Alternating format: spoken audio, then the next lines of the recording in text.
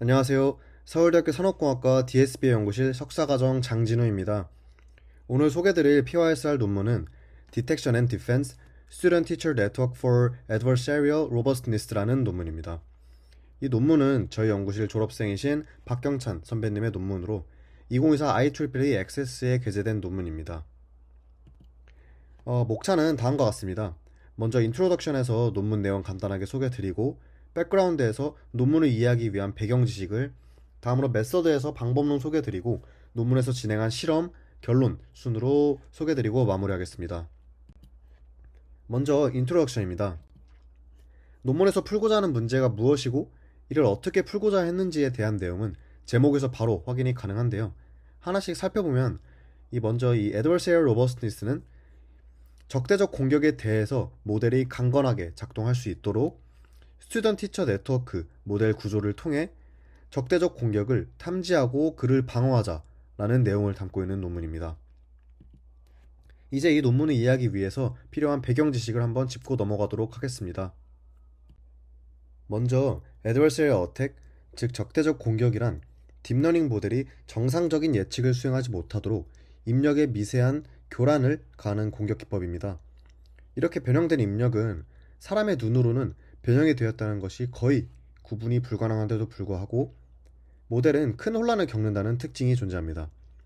예를 들어 다음과 같이 주행 중인 자율주행 자동차가 있다고 할 때 이 차량은 이 스탑 사인이 보인다면 이를 스탑이라고 인식하고 정지해야 합니다. 하지만 만약 이 스탑 사인에 이러한 미세한 퍼터베이션이 가해진다면 차량은 이를 스탑이 아닌 스피드 리밋이라고 잘못 예측하게 되어 정지하지 않고 계속 주행해서 사람을 위협할 수 있는 문제가 있습니다. 따라서 이러한 애드버서리얼 어택을 방어하는 기법에 대한 연구가 계속해서 진행이 되어 오고 있습니다. 애드버서리얼 어택은 공격자가 모델의 내부 정보를 얼마나 알고 있는지에 따라서 화이트박스 어택 그리고 블랙박스 어택 두 가지로 구분할 수 있습니다. 먼저 화이트박스 어택은 공격자가 모델의 구조, 파라미터 그리고 그레디언트 정보까지 모두 아는 상황에서 공격하는 시나리오를 가정을 하고, 두 번째로 블랙박스 어택은 공격자가 모델의 내부를 모른 채 모델의 입력과 출력만을 아는 상황에서 공격하는 경우를 의미합니다. 이 논문에서는 공격자가 모델 내부 구조 그리고 가중치를 모두 알고 있다고 가정한 이 화이트박스 어택 상황에서도 효과적으로 방어할 수 있는 기법에 대해서 다루고 있습니다. 이어서 각 어택 방법에 대해서 소개드리겠습니다. 먼저 화이트박스 어택의 가장 대표적인 방법은 Fast Gradient Sign Method, 흔히 FGSM이라고 부르는 방법이 있습니다.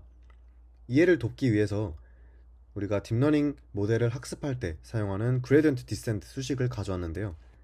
보통 저희가 모델을 학습할 때는 모델의 파라미터 세타에 대해서 로스 펑션의 그레디언트를 구해준 뒤 그 그레디언트의 반대 방향으로, 즉 로스가 작아지는 방향으로 그레디언트 디센트를 진행을 해서 파라미터를 업데이트하게 됩니다.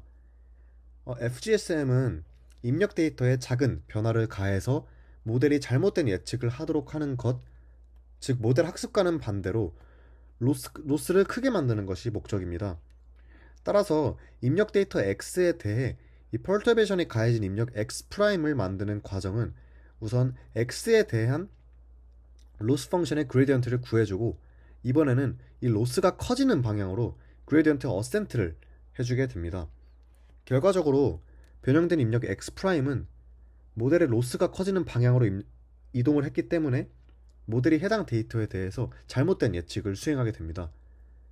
이 오른쪽 그림처럼 원래는 판다라고 인식했던 이미지를 이 로스가 커지는 방향으로 펄트베이션을 가하게 되면 이 모델의 기분으로 잘못 인식하게 됩니다. 이렇게 변형된 입력을 Adversarial Example이라고 부르게 됩니다. 다음으로 소개드릴 화이트박스 어택 기법은 이 Projected Gradient Descent, PGD라는 방법입니다. 이 방법은 이 FGSM을 더욱 발전시킨 방법이라고 할 수 있는데요. FGSM은 입력 데이터를 변형하기 위해서 단 한 번의 그레디언트 어센트를 진행하는 방법이라면, 이 PGD는 멀티 스텝으로 여러 번 그레디언트 어센트를 진행하는 방법이라고 할 수 있습니다. 이 수식에서 S는 공격자가 입력 데이터에 가할 수 있는 다양한 크기의 펄터베이션의 집합입니다. 따라서 이 X 플러스 S는 원본 입력 X에 S 집합 내에 펄터베이션을 더한 모든 가능한 변형들의 집합을 의미하고, 이 프로젝션의 의미는 매 스텝마다 입력의 펄터베이션을 가할 때 변형된 입력이 이 X 플러스 S 집합 밖으로 넘어갈 경우 그 점을 X 플러스 S 내부의 점으로 투영을 해서 펄터베이션의 크기를 제한하는 것입니다.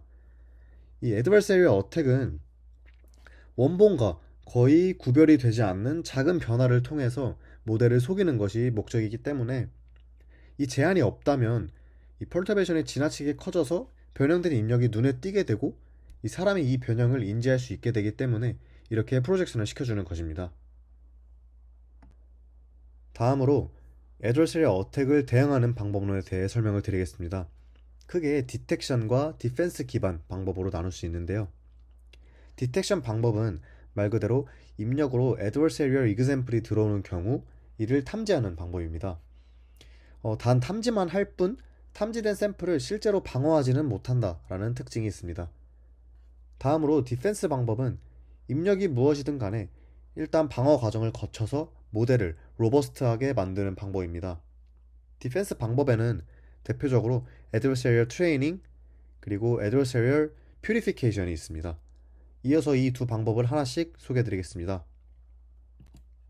먼저 adversarial training은 모델을 학습할 때 이 정상 데이터뿐만 아니라 이 모델을 공격하기 위해서 만들어진 변형된 adversarial example 또한 같이 학습하는 방법입니다.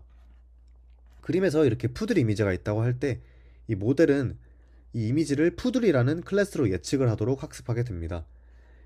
이제 학습할 때 여기에 추가적으로 이 펄터베이션을 더해서 만들어진 adversarial example 또한 모델이 푸들로 잘 예측을 하도록 학습을 함으로써 이 adversarial 어택에 대해서 더 로버스트한 모델을 만드는 것이 목적입니다. 다음으로 다른 디펜스 방법론인 이 adversarial purification은 주로 생성 모델을 사용을 해서 입력 데이터에 가해진 펄터베이션을 제거하는 방법입니다. 다음과 같이 입력으로 adversarial example이 들어간다고 할 때 이를 먼저 이 생성 모델을 통해서 이미지에 가해진 펄터베이션을 제거를 해서 이미지를 정제해 준 다음에 이 이미지를 모델이 올바르게 예측하도록 하는 방법이라고 할 수 있습니다. 다음으로 리뷰할 논문의 리서치 모티베이션을 한번 다시 짚고 넘어가겠습니다. 이 논문에서는 우선 이 기존의 디텍션 방법은 adversarial 어택 여부는 탐지를 하지만 그 이후에 방어는 수행하지 않는다는 점을 지적을 하고, 이 디펜스 방법 같은 경우에는 모든 입력에 대해서 일괄적으로 방어 과정을 적용한다는 점을 지적을 하고 있습니다. 일반적으로 이 adversarial example은 정상 데이터보다 발생 빈도가 적은데도 불구하고 기존 모델은 이러한 샘플 외에도 이 정상 샘플까지 방어 과정을 거치게 되면서 모델의 성능이 저하되는 좀 치명적인 문제가 발생을 하게 됩니다. 따라서 논문에서는 이러한 한계점을 해결하기 위해서 이 adversarial example을 탐지하고 그에 대해서만 방어를 수행할 수 있는 방법론이 필요하다고 주장을 하게 됩니다. 다음으로 논문에서는 어떠한 방법론을 제안하는지 알아보겠습니다. 먼저 모델 아키텍처는 스튜던트 티처 네트워크 구조를 사용하고 있고, 이 스튜던트가 티처의 히든 레이어 피처를 예측하도록 학습을 해준 뒤 두 네트워크의 히든 레이어 피처 간 차이를 기반으로 adversarial example을 탐지하게 됩니다. 여기서 티처는 CNN 구조이고 일반적인 이미지 클래시피케이션 태스크를 학습하게 됩니다. 이 스튜던트는 티처와 동일한 구조를 가지고 adversarial 트레이닝 방식으로 학습을 해주게 됩니다. 그림을 보시면 이 티처 네트워크는 이 노멀 example을 잘 분류하도록 학습을 해주고, 스튜던트 네트워크는 노멀 example과 이 adversarial example 모두를 이용을 해서 학습을 하는데, 이 두 example에 대한 모델의 hidden layer 피처가 티처가 학습한 이 normal example의 피처와 유사해지도록 학습을 하게 됩니다. 학습은 두 단계로 구성이 되는데, 티처 네트워크 먼저 학습을 해준 다음에 스튜던트를 학습해주게 됩니다. 첫 번째로 티처 네트워크를 학습하는 과정은 앞서 설명드린 대로 일반적인 이미지 클래시피케이션 데이터셋을 활용을 해서 크로스 엔트로피를 최소화하는 방식으로 학습을 하게 됩니다. 그림을 보시면 모델은 이 정상적인 푸들 이미지에 대해서 이 푸들 클래스로 잘 예측하도록 잘 분류하도록 학습을 하게 됩니다. 이 과정을 통해 이 티처 네트워크는 정상 샘플의 피처 레프레젠테이션을 학습하게 됩니다. 다음으로 이 스튜던트의 학습 과정입니다. 바로 이전에 티처 네트워크는 이 노멀 example의 클래스를 잘 분류하도록 이 피처 레프레젠테이션을 학습을 했었습니다. 이 스튜던트는 이렇게 티처가 학습한 이 피처 레프레젠테이션을 모방하도록 학습을 합니다. 이때 스튜던트는 이 노멀 example뿐만 아니라 이 adversarial example에 대해서도 왜곡되지 않은 정상적인 피처를 예측하도록 학습을 하게 됩니다. 오른쪽에 로스 펑션을 보시면 이 L은 히든 레이어 수, 그리고 SL과 TL은 각각 스튜던트와 티처의 L번째 레이어 피처를 의미하고 이 RL은 이 L번째 레이어의 피처의 차원을 의미합니다. 이 수식을 보시면 모든 레이어에서 이 스튜던트는 노멀 배치와 이 adversarial 배치 모두에 대해서 이 티처의 노멀 배치 피처와 유사해지도록 학습을 하게 됩니다. 여기서 RL로 나눠주는 이유는 각 레이어에서 피처 간 차이를 동일하게 반영을 해주기 위해서 정교화를 해주는 것입니다. 학습이 완료되고 나면은 입력이 노멀 샘플일 경우 이 스튜던트와 티처의 피처가 유사해지겠지만 입력이 adversarial example일 경우 이 스튜던트는 정상적인 피처를 예측을 하지만 이 티처는 왜곡된 피처를 예측을 해서 결국 스튜던트와 티처의 피처 간의 차이가 발생하게 될 것입니다. 다음으로 추론 단계입니다. 이 추론 과정도 크게 두 단계로 진행이 되는데요. 첫 번째로 디텍션 단계, 그 다음으로 디펜스 단계로 진행이 됩니다. 먼저 이 스텝 1인 디텍션 단계에 대해서 설명드리겠습니다. 이 단계에서는 입력으로 adversarial example이 들어왔을 때 이를 탐지하는 단계입니다. 이 탐지를 위해서 이 티처와 스튜던트의 피처 간 차이를 크게 두 가지 매트릭으로 측정을 해주는데, 첫 번째는 이 mean absolute error라는 값입니다. 이 MA는 이 두 네트워크의 히든 레이어 피처 간 차이를 수치화한 값을 의미하고, 이 두 번째로 사용하는 매트릭은 이 maximum softmax probability라는 값인데, 이 MSP 값은 모델의 output probability 중 가장 높은 값을 의미를 합니다. 저희가 만약에 MSP 값이 낮다라고 한다면 모델이 예측한 클래스에 대한 확률 값이 낮다는 것을 의미하고, 이는 모델이 예측에 대한 이 컨피던스가 낮다라는 것을 의미를 합니다. 그래서 이 수식을 보시면 이 MA 값과 이 MSP 값 두 값을 활용을 해서 이 구한 값이 일정 기준을 넘게 된다면 이 입력 샘플이 adversarial example이다 라고 탐지를 하게 됩니다. 다음으로 방어 단계입니다. 이 단계가 핵심인데요. 먼저 입력이 이 정상 샘플일 경우에는 그냥 티처 네트워크의 최종 피처를 이용을 해서 클래시피케이션을 하게 됩니다. 반면 입력이 adversarial example로 탐지된 경우에는 이 방어 기법을 적용을 하게 되는데, 이 경우에는 이 티처 네트워크의 피처는 왜곡이 되었을 것이고 이 스튜던트 네트워크는 정상 피처를 예측했을 것이기 때문에 이 티처가 아닌 이 스튜던트의 최종 피처를 이용을 해서 클래시피케이션을 하게 됩니다. 이때 추가적으로 입력에 이 restoration attack 이라는 기법을 적용을 해서 방어 성능을 더욱 높일 수 있다고 합니다. 이 restoration 이라는 기법을 더 자세히 설명을 드리면, 이 방법은 앞서 소개드렸던 방법인 이 PGD를 변형한 방법인데요. 이 수도 코드를 보시면 먼저 티처 네트워크와 스튜던트 네트워크의 레이어블 피처 간 차이를 계산을 해주게 됩니다. 입력이 adversarial example인 경우에는 이 티처의 피처는 이미 왜곡이 되었고 이 스튜던트의 피처는 정상적인 피처를 예측했을 것이기 때문에 이렇게 둘 간의 피처 차이를 계산해 준 뒤 이 차이가 더 커지도록, 즉 피처가 더욱 멀어지는 방향으로 입력의 perturbation을 적용을 해준다면 이 스튜던트의 피처가 티처의 피처와 더욱 뚜렷하게 구분될 수 있을 것입니다. 이 그림을 통해 restoration attack을 적용한 경우 어떤 일이 발생하는지 이해하실 수 있는데요. 이 그림은 입력에 FGSM 공격이 가해졌을 때 이 스튜던트와 티처의 페널티메이트 레이어 피처를 시각화한 그림입니다. 먼저 1번을 보시면 정상 샘플의 경우 이 티처는 클래스 0번으로 잘 분류한 것을 확인할 수 있습니다. 하지만 2번을 보시면 어택이 가해진 샘플의 경우 티처가 잘못된 클래스로 오분류하는 케이스가 많이 발생하는 것을 보실 수 있습니다. 반면에 이 3번을 보시면 스튜던트의 경우 adversarial 트레이닝이 되었기 때문에 어택이 발생하더라도 대부분의 샘플을 클래스 0으로 잘 분류한 것을 확인하실 수 있습니다. 이 다음으로 4번은 입력이 adversarial example이라고 탐지된 샘플에 대해서 restoration 어택을 가한 경우를 나타내는데, 이 경우 3번과 비교했을 때 이 스튜던트의 피처가 오분류된 티처의 피처와 더욱 멀어져서 뚜렷하게 구분될 수 있는 것을 확인하실 수 있습니다. 정리하면 이 티처 네트워크는 정상 데이터를 잘 구분하도록 학습이 되고, 이 스튜던트 네트워크는 정상 데이터와 함께 이 adversarial 인풋에 대해서도 티처가 학습한 정상적인 피처를 예측하도록 학습을 하게 됩니다. 결과적으로 추론 시점에서 adversarial example이 들어오게 되면 티처와 스튜던트의 피처 차이가 커지게 되고, 따라서 입력이 adversarial example이라고 탐지가 된 경우에는 왜곡된 티처의 피처를 사용하는 것이 아닌 이 스튜던트의 피처를 사용해서 분류를 수행을 하게 됩니다. 이때 추가적으로 이 restoration 어택을 통해서 스튜던트의 피처를 더욱 뚜렷하게 구분되게 하여 더 정확한 예측을 수행할 수 있도록 하는 방법도 적용이 가능합니다. 다음으로 모델 평가를 위해 진행한 실험을 소개해드리겠습니다. 먼저 실험에서 사용한 데이터셋과 모델 구조 세팅입니다. 데이터셋은 총 3개를 사용해 주었고, 모델 구조 또한 3종류를 사용해 주었습니다.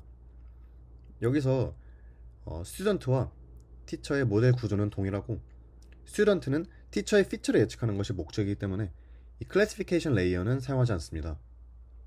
추가로 이 스튜던트 레이어는 adversarial 트레이닝을 하는데, 이때 학습할 adversarial example은 학습 과정에서 각 배치마다 이 FGSM을 통해서 생성해서 사용해 주었다고 합니다. 다음으로 학습 디테일인데요. 옵티마이저는 SGD를 사용을 해주었고, 이 에포크는 200회를 사용해 주었다고 합니다. 그리고 배치 사이즈의 경우 티처는 256, 스튜던트는 128로 설정해 주었다고 합니다. 첫 번째로 adversarial example에 대한 디텍션 성능 평가입니다. 베이스라인 모델로는 기존의 소타 디텍션 모델 4개와 비교를 해주었고, 공격 기법으로는 총 6개에 대해서 평가를 했다고 합니다. 결과를 보시면 결론적으로 제안한 방법이 모든 공격 기법에 대해서 가장 높은 성능을 보이고 있고, 특히 FGSM, 그리고 PGD, 그리고 AA 공격 기법을 거의 완벽히 탐지냈습니다. 제안한 방법은 MSP까지 고려를 해서 adversarial example을 탐지하기 때문에 이 히든 레이어 피처에 아주 작은 교란만 가하는 이 DF 공격 기법에서도 굉장히 높은 성능을 보이고 있습니다. 또한 다른 방법과 다르게 여러 공격 기법에 대한 성능의 베리에이션이 크지 않고 비교적 로버스트한 모습을 보이는 것을 확인할 수 있습니다. 두 번째로 디펜스 성능 평가입니다. 베이스라인 모델은 로버스트 벤치에 존재하는 8개의 adversarial 트레이닝 모델들과 2개의 adversarial purification 모델과 비교를 해주었고, 공격 방법은 여러 공격을 앙상블한 기법인 오토 어택 기법을 사용했다고 합니다. 아래 결과는 어큐러시를 나타낸 지표인데요. 여기서 클린은 정상 샘플에 대해서 모델이 얼마나 잘 분류하는지를 평가한 것이고, 디펜스는 적대적 샘플에 대해서 모델이 얼마나 잘 분류하는지를 평가한 것입니다. 이 결과를 보시면 모델이 제안한 방법이 다른 방법과 비교해서 큰 성능 향상을 보이고 있고, 특히 트루 포지티브 레이트가 거의 99%에 근접한다는 것은 거의 대부분의 adversarial example이 제대로 탐지되었음을 의미를 합니다. 여기서 hours의 asterisk가 붙은 것은 방어 시 restoration 어택을 적용해준 경우를 의미를 하는데, 이 경우에 이 모든 경우에서 디펜스 성능이 높아지는 것을 확인할 수 있습니다. 반면 이 restoration 어택을 적용할 경우 정상 샘플에 대한 이 분류 성능은 조금 낮아졌는데, 이는 모델이 정상 샘플을 adversarial example로 잘못 분류한 경우에도 restoration 어택이 적용되기 때문에 낮아지는 것으로 보입니다. 다음으로 진행한 실험은 공격자가 이 티처뿐만 아니라 스튜던트의 정보 또한 알고 있는 시나리오인 fully white box 어택입니다. 논문에서 제안하는 방법은 스튜던트가 티처의 왜곡되지 않은 피처를 예측하기 때문에 효과를 보이는 것인데, 이렇게 완전한 화이트박스 어택을 사용한다면 이 스튜던트가 직접적으로 왜곡된 피처를 예측하도록 만들 수 있기 때문에 굉장히 어려운 시나리오입니다. 논문에서는 이러한 시나리오에 대해서 평가를 하기 위해서 다음과 같이 PGD 기반의 화이트박스 어택을 제안해서 사용해줬다고 합니다.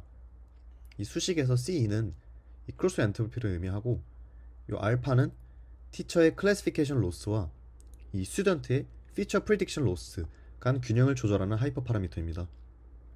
네, 결과적으로 이 방식으로 공격을 하게 되면은 이 티처의 분류를 방해하면서 동시에 이 스튜던트가 티처의 왜곡된 피처를 예측하게 만드는 효과가 있습니다. 이 디펜스 성능을 유심히 보면은 이 화이트박스 어택에 대해서는 굉장히 낮은 성능을 보이게 되는 것을 확인할 수 있습니다. 그래도 이 레스토레이션 어택을 적용할 경우 성능이 크게 좋아지는 것을 확인할 수 있습니다. 네, 다음으로 결론입니다. 논문에서는 기존 연구와 달리 이 스튜던트 티처 구조를 이용을 해서 애드버서리 이그샘플에 대해서만 방어 과정을 수행하는 프레임워크를 제안했습니다. 만약에 입력이 정상 샘플이라면 이 티처의 피처를 사용을 하고 입력이 애드버서리 이그샘플이라면 이 스튜던트의 피처를 사용을 함으로써 기존 연구의 문제점이었던 이 정상 샘플에 대해서도 방어 과정을 수행한다 라는 점을 해결을 했고, 추가적으로 레스토레이션 어택을 통해서 방어 성능을 더욱 향상시켜 주었습니다. 실험에서도 다른 모델의 성능을 뛰어넘는 소타를 달성해 주고 있고, 실제 시스템에서는 사실 애드버서리 이그샘플의 비율이 정상 샘플에 비해서 상대적으로 낮을 것이기 때문에 이렇게 애드버서리 이그샘플에 대해서만 방어 기법을 적용하는 접근이 매우 효율적이라고 생각이 듭니다. 네, 이상으로 발표 마치겠습니다. 감사합니다.